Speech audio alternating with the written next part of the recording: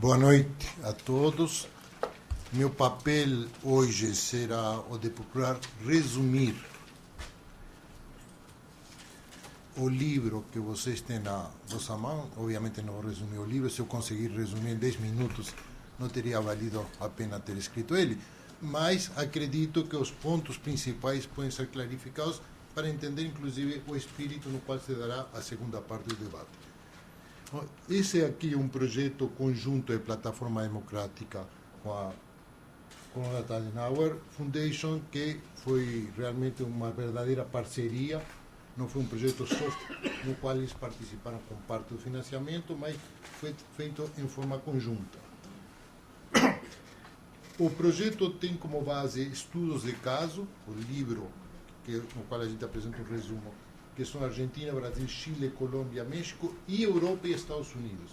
Acreditamos nesse espírito de problemas globais que são colocados pelos novos meios de comunicação, que a experiência europeia e americana era fundamental para entender o que está acontecendo hoje na América Latina. Quais são os princípios básicos que guiaram os trabalhos dos estudos de caso?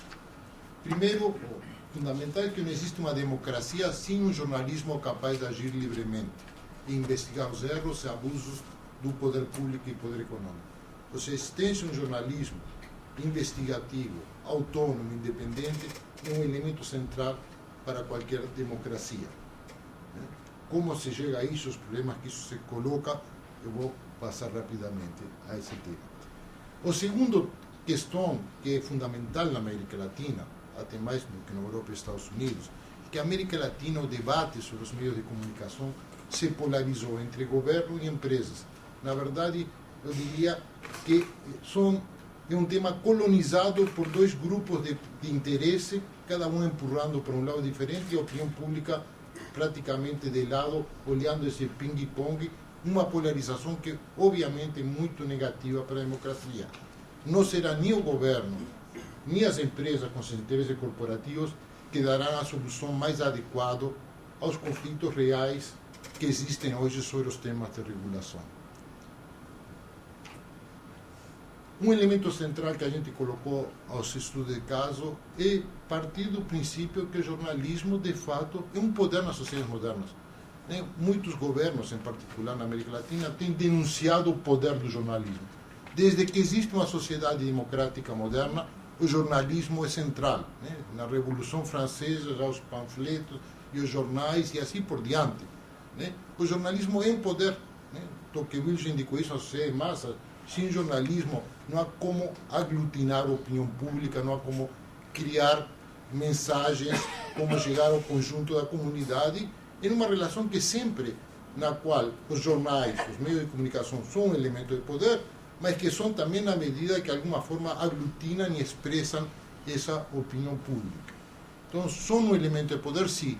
Como funciona esse poder? Aí voltamos ao princípio inicial, que tem que ter autonomia frente aos outros poderes, fundamentalmente o governo. O elemento central de nossa pesquisa tem que ver com a revolução tecnológica em curso. Por quê? Porque há um consenso hoje de que essa revolução tecnológica está transformando profundamente os meios, desde o próprio sistema de comunicação até as estruturas empresariais. Hoje, as novas estruturas de comunicação criaram uma amálgama de interesses. Hoje, os principais fontes de comunicação são portais de internet que não são os players tradicionais. Há uma mudança de players e há um jogo de poder entre esses players, no qual às vezes não são visíveis, mas muitos dos sistemas de regulação hoje na América Latina têm que ver com esse jogo, esse novo acionar de novos atores que não estão, inclusive, claramente definidos, mas que tem que ver com a entrada, fundamentalmente, da internet, por um lado, e o mundo digital em geral, a transformação, inclusive, dos jornais em digitais, os telefones em sistemas de comunicação e assim por diante. Voltarei rapidamente sobre esse ponto.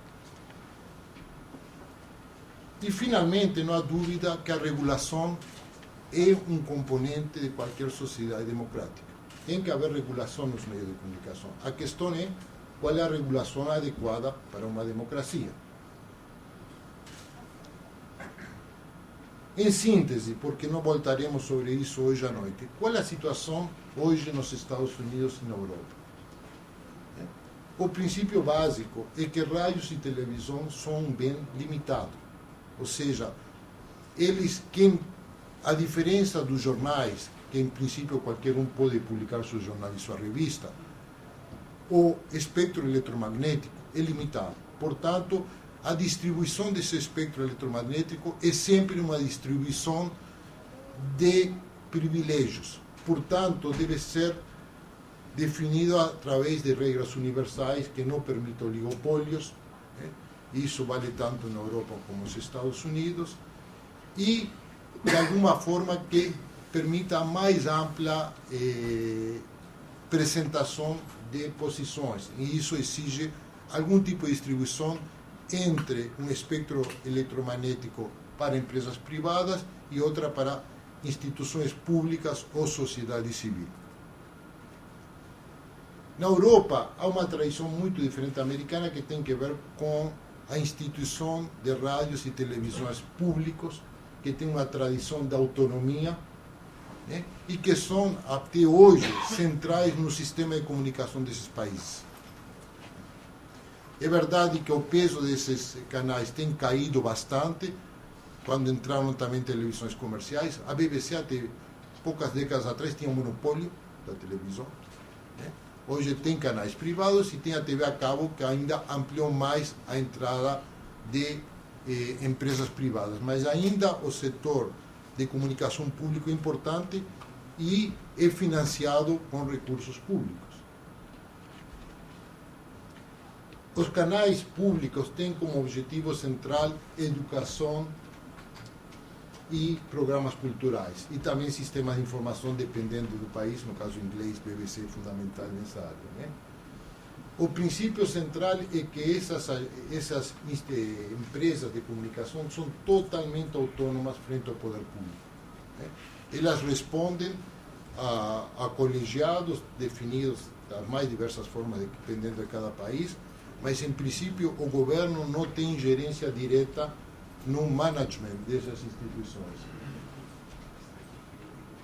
Estados Unidos é mais sistema, o poder público, a presença é menor, mas ainda assim há um sistema de rádios e televisões que são estaduais, municipais e federais, que jogam um papel importante no sistema de informação dos Estados Unidos. Inclusive o canal de televisão americano ligado a recursos públicos é o que tem maior legitimidade e credibilidade até hoje nos Estados Unidos, apesar que é criticado pelas tendências conservadoras por ser um canal mais crítico. Em 1924, aí estamos nos aproximando ao problema que vamos discutir hoje em parte, foi criado um firewall completo entre empresas que transmitem e empresas que produzem conteúdo. A ideia básica é que uma empresa de telefonia ou de telégrafo, na época que era importante, não pode entrar no mercado de produção de conteúdo, porque senão isso vai criar oligopólios. E essa separação foi uma separação que se deu até 10 anos atrás. Não se permitiu nenhum tipo de relação entre empresas de comunicação e empresas de produção de conteúdo. Com a entrada na internet, esse sistema entrou em colapso. E ainda estamos vivendo esse colapso. Por quê? Uma empresa de telefonia não podia entrar na área de produção de conteúdo. Hoje, um telefone celular, o que mais transmite é conteúdo. Você não pode pedir a uma empresa de telefonia não transmitir conteúdo. A internet transmite conteúdo, produz conteúdo, né? E é um canal de comunicação. Skype é telefonia da internet que transmite conteúdo. Não dá mais para separar. E isto gera um problema enorme a nível de como você legisla, porque toda a legislação americana, a Suprema Corte, tem que ver com legislação por setor. Para a televisão, uma legislação, televisão a cabo outra, a rádio tem outra, e assim por diante. Essa legislação hoje não é mais válida e não fica claro como se dá o passo seguinte. Né? Essa amálgama que se dá entre conteúdo e transmissão de produtos é mais. Hoje, as principais sites de internet, o maior criador de conteúdo, quem que é? O usuário. A Facebook vale 100 bilhões de dólares graças a nós que colocamos nossa informação lá dentro. Google vale mais 100 bilhões e sem produzir praticamente conteúdo. Somos nós que produzimos conteúdo, isso aqui amanhã vai para o Google. Né? Então somos usuários produtores de conteúdo, temos direitos autorais, nós, sobre o produto que o próprio sistema está colocando lá dentro e está vendendo. Ou seja, Google ou Facebook nos vende a nós, usuários que produzimos conteúdo. Então o próprio sistema de direitos autorais entra em crise. E neste momento estamos vivendo essa crise. Que, para os efeitos do debate hoje, tem um efeito particular. Colocou em xeque os meios tradicionais, em particular os jornais. Os jornais, até o dia de hoje, continuam sendo a principal fonte de informação investigativa, apesar de internet, apesar de tudo, continuam sendo os jornais os principais produtores de informação. Acontece que esses jornais, que são os maiores produtores de informação, tiveram um modelo de negócio que era simples. Nós produzimos informação e a publicidade nos financia. Esse é o modelo universal de existência de jornais no mundo. Hoje, eles continuam produzindo informação, só que a publicidade está indo mais para Facebook que para o New York Times. Está indo mais para Google que para o estado de São Paulo, por exemplo. Segundo, o sistema de negócios que os jornais pensaram que podiam reproduzir na internet não está dando certo. Até hoje, o que produz em termos de ingresso para os jornais na internet é muito baixo. É verdade que se o Globo tem 100 mil, para dar um número, jornais impressos, tem 1,5 milhão de pessoas que acessam a internet. Mas o usuário do jornal escrito não é a mesma coisa que o usuário do jornal eletrônico. O tempo um usuário do jornal escrito está entre 40 minutos e 1 hora. Jornal eletrônico entre 2 a 4 minutos. Cai logo fora através de um hiperlink para outro lugar. Né? E a verba hoje publicitária está enormemente fragmentada. Né? Você tem um site que vende carros e alguém coloca uma verba publicitária para carros lá, outro que vende imóveis lá. Ou seja, os jornais não estão conseguindo recuperar, estão recuperando público, ainda que um leitor diferente, mas estão recuperando, mas não estão recuperando a verba. A consequência global em cada país é diferente, né? Mas nos Estados Unidos isso significa que nos últimos 30 anos perderam 50% das vagas de jornalistas, desapareceram, 25% das vagas de jornalistas investigativos desapareceram nos últimos 5 anos. Então, está havendo realmente uma crise de modelo de como financiar esse jornalismo que preocupa tanto o Peter Alberto, que é um jornalismo investigativo que realmente não tem medo de confrontar interesses e que tem credibilidade. Porque há muita informação na internet, mas há pouca informação de credibilidade, continua sendo a base de quase todas que circulam na internet, em blogs, etc., a fonte termina sendo jornais. Se você vai procurando, na internet tem muita opinião, mas jornalismo investigativo basicamente continua sendo jornais e semanários. Vamos avançando. Making a long story short again, América Latina. A crise na América Latina, eu vou ir rapidamente aqui, há uma crise que tem que ver com jornais, mas é uma crise anterior para entender o que está acontecendo nesse confronto entre jornais e governos. Primeiro, temos uma tradição de um sistema legal de instituições muito precários. Então, quando falamos de instituições públicas, imaginamos uma BBC na Bolívia, ou mesmo no Brasil, fica difícil. Né? A tradição de intervencionismo, né, de colonização, seja por interesses privados ou pelo Estado, em qualquer instituição é muito forte. Então, temos o desafio de criar agências reguladoras que tenham capacidade, eventualmente, de proteger meios de comunicação públicos. Mas elas são possíveis com a tradição política, da cultura política latino-americana, é um signo de interrogação. Né? O segundo elemento é que hoje os meios passaram a ser o principal inimigo de muitos governos. Né? Você pegou Não vou entrar aqui em detalhes, temos aqui pessoas qualificadas que vão falar dos seus próprios países, mas os governos escolheram os meios de comunicação como principal inimigo. Por quê? Porque são fortes? Não. Em primeiro lugar, porque estão enfraquecidos. Hoje os meios estão em crise. E está havendo realmente a necessidade de regular. Em muitos países a legislação é pobre, às vezes é criada por ditaduras. Tem que regular essa área. Né? E esses meios, essas empresas hoje estão sendo atacadas diretamente por outros novos players que estão querendo entrar. Então, na verdade, os meios de comunicação estão fragilizados pela revolução tecnológica. E, em segundo lugar, os meios se transformaram na oposição pela fragilidade das oposições políticas na América Latina. O velho jogo entre um governo e uma oposição relativamente forte, hoje, em muitos países, quase não existe. As oposições, e se me permite dizer, inclusive no Brasil, hoje são muito frágeis.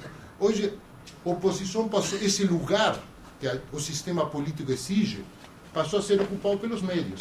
E mais porrada em cima deles, porque eles são a oposição no momento. Né? Na América Latina existem alguns países, no caso do Brasil, emissoras de rádio e televisão públicas, mas em geral tem muito baixa audiência. Até hoje nenhuma delas conseguiu ser bem sucedida. Eu diria que do ponto de com o insight da história, acho que até foi bom que na América Latina nunca tivemos nossos meios de comunicação públicos sólidos, considerando nossas tendências a quedas em governos autoritários. Né? Se pudéssemos ter tido nossa BBC, teria sido bom, mas não acho que teríamos tido um espaço para a BBC. Embora é bom ter meios, emissoras públicas sólidas, autônomas, a pergunta é se tal coisa é possível na América Latina. E se não sendo possível, melhor que não exista. O segundo problema que é criticado muitas vezes na América Latina por uma certa literatura de escolas de comunicação, que é correto em certos casos, que é uma tendência à concentração da propriedade. Né? É verdade, em vários países dá para demonstrar que o que se chama cruzamento de propriedade de vários meios, televisão, rádio, jornais, por grupos econômicos. Isto merece ser criticado e deve haver sempre uma regulação que não permita o oligopólio. O oligopólio é ruim para a sociedade. Ao mesmo tempo, dizendo isso e reconhecendo que isto é verdade, também deve-se reconhecer que ter empresas de comunicação economicamente sólidas são fundamentais para a democracia, porque são elas as únicas que de alguma forma mantêm uma certa autonomia frente aos governos. Então, sem aceitar que isto justifique oligopólios, manter empresas de comunicação sólidas é fundamental para ter empresas jornalísticas capazes de criticar o governo. E, em terceiro lugar, é verdade que existem sistemas de regulação ultrapassados, mas não são aplicados, e os novos também não são. E muitas vezes os novos são teoricamente perfeitos, como muitas de nossas constituições. Vou dar o exemplo da Argentina, onde se decidiu que 1/3 de todo o espectro eletromagnético vai para a sociedade civil. E em todas as reuniões que eu tive com colegas argentinos, pergunto, tudo bem, me apresenta a sociedade civil, e termina a sociedade civil do presidente ou da presidente e assim por diante. Né? Então, quando a gente faz uma certa legislação, tem que pensar nas consequências reais do que está se falando. Né? Porque senão se abre um espaço realmente para, novamente, a colonização autoritária dos meios de comunicação. Para finalizar, os grandes desafios que são mapeados no livro. Né? E, de alguma forma, volta-se à questão central, que é como se fortalece o espaço público na América Latina. Né? A distribuição de concessões para rádio e televisão deve passar por uma agência reguladora que haja com transparência. O segundo elemento, tem que ser garantizada a autonomia das emissoras com financiamento público. O terceiro elemento, que eu acho quizás o mais central do ponto de vista prático, é o uso de recursos de publicidade do governo. Eu acredito que para a democracia o melhor seria que é proibido qualquer tipo de recurso de publicidade para os governos, a não ser que sejam campanhas de vacinação, etc., que devem ser definidas em forma clara, e aí, sem dúvida, sim, pode ser utilizado usando o único critério que pode ser usado, que é o critério universal, ou seja, cada jornal, de acordo com número de público, se distribui uma verba que, de todas formas, não pode ser decisiva para os meios de comunicação. Para a democracia, o ideal é não haver recursos públicos para meios de comunicação, a não ser para campanhas de ordem pedagógico, de interesse público. Há um tema, foi colocado em debate, não tenho claro, mas como a pessoa não se encontra, que é o representante do Chile, colocou, há países onde há um certo monopólio de uma linha de opinião nos meios de comunicação, em particular no caso do Chile, jornais. Isto tem que ver com a herança autoritária, governo Pinochet, etc. O que se pode fazer nesse caso para abrir? A conclusão que se chegou, se eu gostaria de colocar, é que então tem que se criar algum canal para apoio da criação de jornais, independentemente de linha política, que favoreça a entrada de novos atores, mas sem nenhum critério político partidário, obviamente. É importante a questão de que hoje, dado a limitação de recursos para jornalismo investigativo, somente a informação disponível na internet. Hoje a internet é uma fonte central para os jornalistas para pesquisar. Então, tudo que for colocado e for obrigado o governo a colocar na internet, favorece hoje os jornalistas e os cidadãos. Um elemento que é central também é a liberdade de uso da internet e acesso à internet.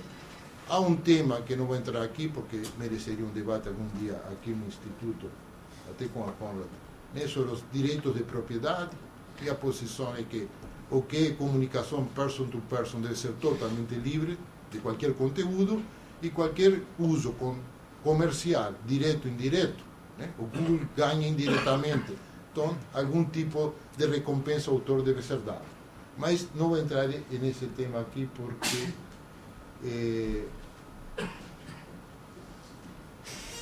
é muito amplo. Para finalizar, se trata, em relação ao setor privado, limitar a concentração da propriedade dos meios.